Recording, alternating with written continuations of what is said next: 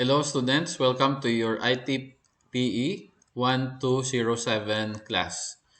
So we made it possible that in every class that we cannot have for any activity, I will make a supplemental video regarding your activity or your class so that you can finish all your activity during weekend and then you can pass it on the deadline next week.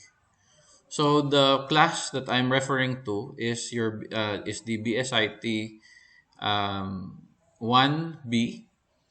Just because today we don't have class because of some activities that I have to attend to this morning, and another one is your BSIT 1C, wherein tomorrow is a Chinese New Year holiday. So let's start our class.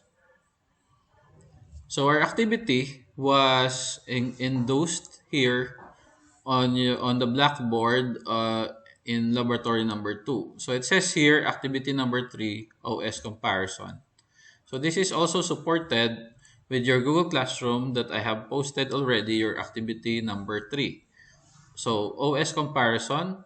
So this is the classroom for BSIT 1B, and this is the posting for activity number 3 for BSIT 1C. So for those of you who have not yet enrolled in our Google Classroom, please do so. Enroll in our Google Classroom. Our class code for ITPE 1207 BSIT 1B is MVKFYAI. Again, MVKFYAI. For BSIT 1C, who has not yet enrolled in our Google Classroom, our class code is PKZCY6R. Again, PKZCY6R. Now, let's go to the details of our activity. As you can see here, our activity number 3 is OS comparison. For the direction, contrast and compare at least two operating systems in terms of the following rubric. So the rubric is found here at the bottom, wherein you have your operating system A and operating system B. For our class in the same subject, ITPE 1207, but yesterday for BSIT 1A, we have decided to have this rubric. So we have to compare two kinds of operating system. So what comes in mind when we have two operating system is for A, we have Windows, particularly Windows 10. For OSB, we have Linux, particularly Ubuntu Linux. Now, let me read to you, students, your rubric. Number 1, fast installation time. So you have to make it a point or take down the point for each operating system from 0 to 9 and add the total below. So may sugpon para di guys nga may total sa dalo mo na. So to compare kung sinugid kananda, iya mas duro nga points. So the number 1 is fast installation time. So dasig mag-install. For number 2, ease of use or user-friendly. For number 3, robustness and ruggedness. So robustness and ruggedness means durable operating system nga durable. Madali nga installan kag hindi ka iyawan kagamit. Number 4, has app support. So may app support ay handay sa amo day nga operating system pira ang score mo from 0 to 9. Then can produce an output, meaning pwede ka ka-print, pwede ka ka-print screen, or pwede ka ka-hampang games. So that is an output. Number 6, has stable GUI.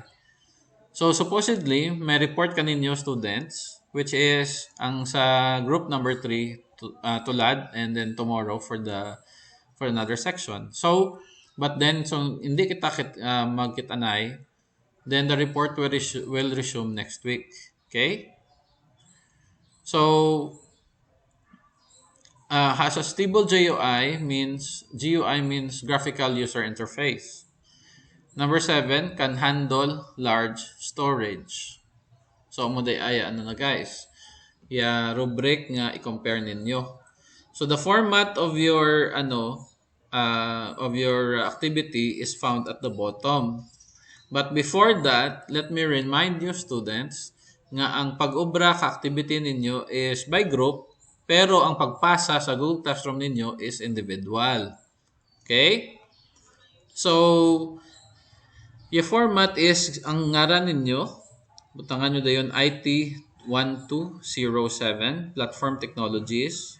February 7, tulad is February 8, amo daan naka 1B. Naka 1C nga date is February 9. So, BSIT 1A, 1B, or 1C ikaw, and then activity number 3 sa dalom. Okay? So, i-obrahon naton tulad is ma-demo kita ka inyo nga virtual machine. Kay ang ginagamit naton nga virtual machine is ang VirtualBox, hindi mag-install ang mga operating system kada to. So, gin-obra ko is nag-install ako ka operating system nga duha ka bilog, Linux kag Windows, so that ma-compare naton. So, i-open ko ang virtual machine. Okay, so sa virtual machine nga daya, students, is darwa ka bilog. So, virtual machine naton nga makita ninyo is Ubunto ang sa babaw, and then Windows ang sa dalom, Windows 10. So, kung Ubunto start naton siya. So, i-highlight ninyo and then start. So, that makita nyo karon, ma-compare ninyo ang duha ka operating system, kag ang pinaka-importante sa tanan, masabtan ninyo yung activity naton.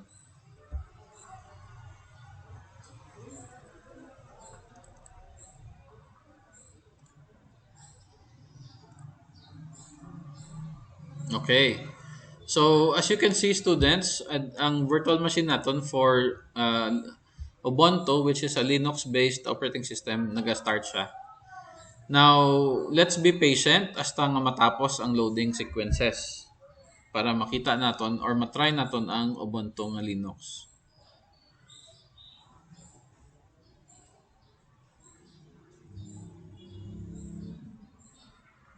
So, nag-loading siya. And then,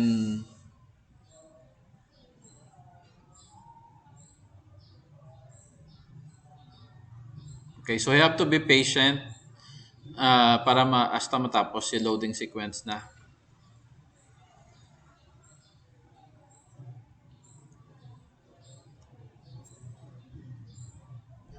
Okay, so ang ginahulat naton is may magwa nga X nga graphics sa screen.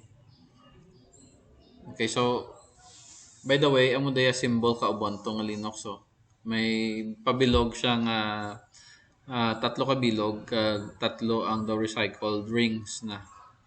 So this operating system is Linux based. Specifically, duro yung classical Linux eh. So, I think there are a lot of Linux na operating systems for free. Ang gin-try ko lang is Ubuntu, anay. So, ISO file ang dapat i-install. Okay. So, kung kita ninyo ang screen na to naga-X na. So, it means naga-loading na siya. Okay. So, we'll just have to wait. Wala itong tapagid nga matapos yung loading sequence. So, tandaan ninyo nga virtual machine lang yung ginagamit natin. And may mga limitations man yung virtual machine.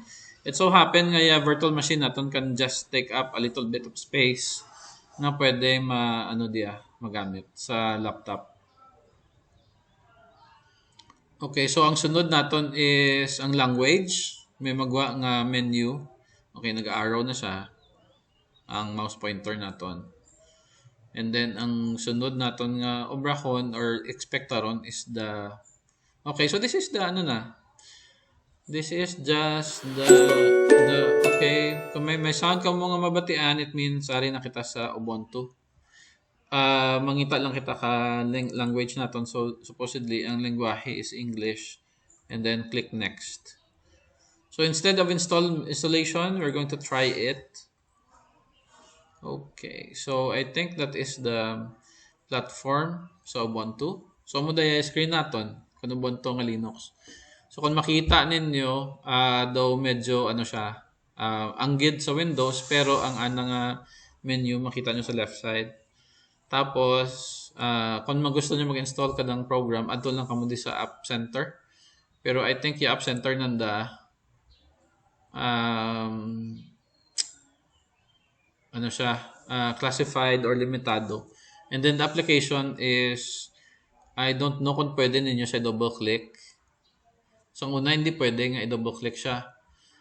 Example, may dyan kitang apps for featured, explore, productivity. So may mga Chrome, may Brave browser. Ako nga ginagamit, no? So kung ano nyo, so install. Pwede man siguro na direkta na lang siya gina-install. So ang una hindi siya pwede why siya installation, hindi siya pwede maklik ng install. May command kapag yun nga unlike sa Windows na pwede ninyo himuon da. So sa development, mga Sublime Text. So kung install nyo siya, i-click nyo lang.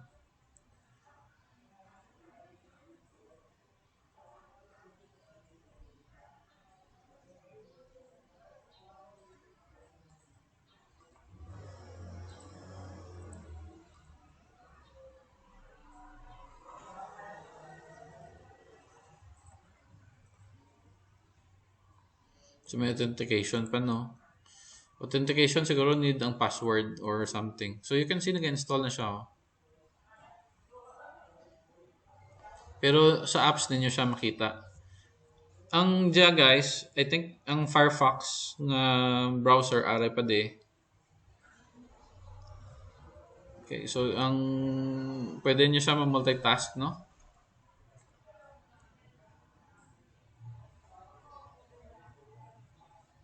So I think ang Sublime Text natin is about to finish. Kaya gamay man lang ang installation time. Okay, this one tana is Mozilla Firefox. So try natin kung pwede kita ka Wikipedia, no?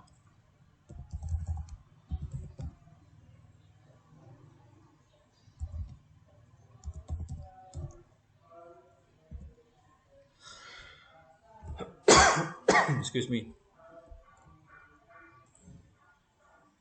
Okay, so this is Mozilla nga environment. And then this is the Wikipedia. So medyo mahina lang yung internet guys, kaya naka-sandbox siya virtual machine. So limited lang ang memory natin, memory space. So it's supposedly working just like the real thing. Pero I don't know what happens kung amo dayagwa na. Okay, while waiting for the kagina nagwa daya guys, madasig. Siguro naghinay lang yung internet. And then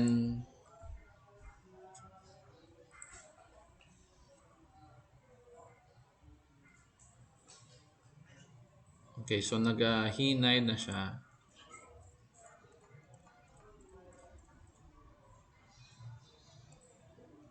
Okay, so I think doon Sublime Text. So tapos lang gid siya. Okay, so pwede man gali guys, no? Pwede man ka-install nga direkta. So you can open this.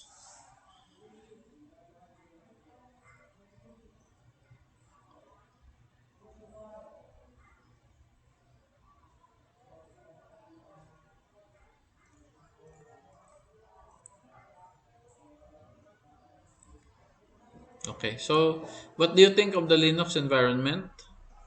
Medyo anggid sa Windows. Pero mind you, ang Linux guys is good for security, no? And then ang kinalain lang is the core and the kernel because the Linux is using kernel, no, as the core. Aton tana sa Windows ang ginagamit naton is the DLL files at the same time ang system files. So, mag-power off kita kadang virtual machine for Ubuntu. Iyan mo lang dahil pindutan nato. Ang sunod naton nga demo is the Windows 10. So, tandaan ninyo guys, no, base operating system naton tulad is Windows 11. So, Windows 11 pero nagagana ang Ubuntu kay ina. What about ang Windows 10?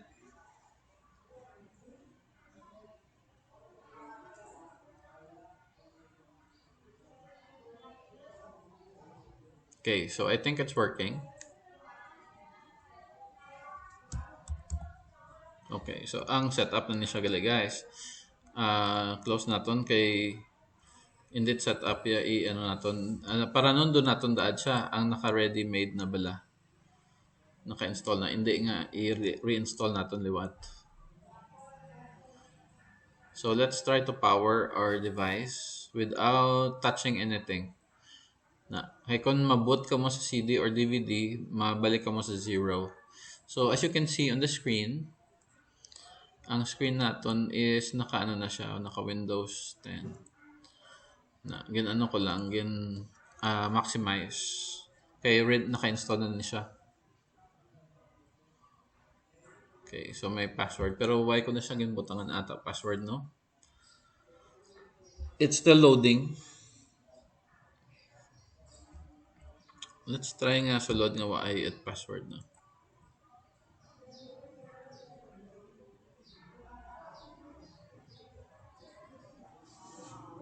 Because kagina nakagana man kami nakasulod daya doon.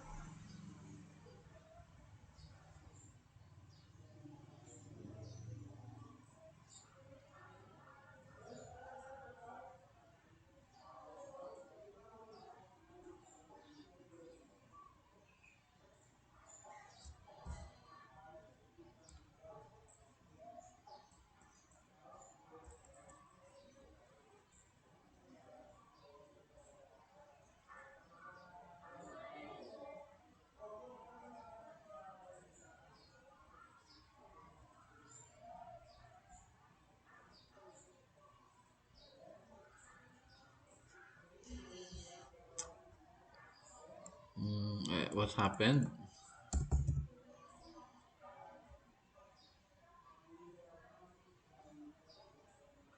Nag-loading to kay ina, no? Okay, sige. Ma-wait kita, no? Kung makita ninyo yung mouse pointer na to, ano siya.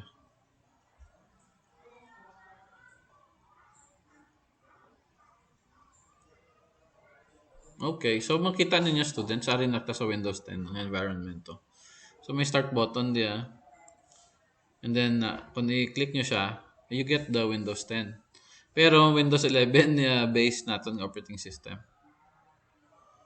Okay, so amo do guys, no, i-close ko doon ha. Yeah, virtual machine. I hope naka-learn ka mo sa demo naton nga duha ka bilog nga operating system.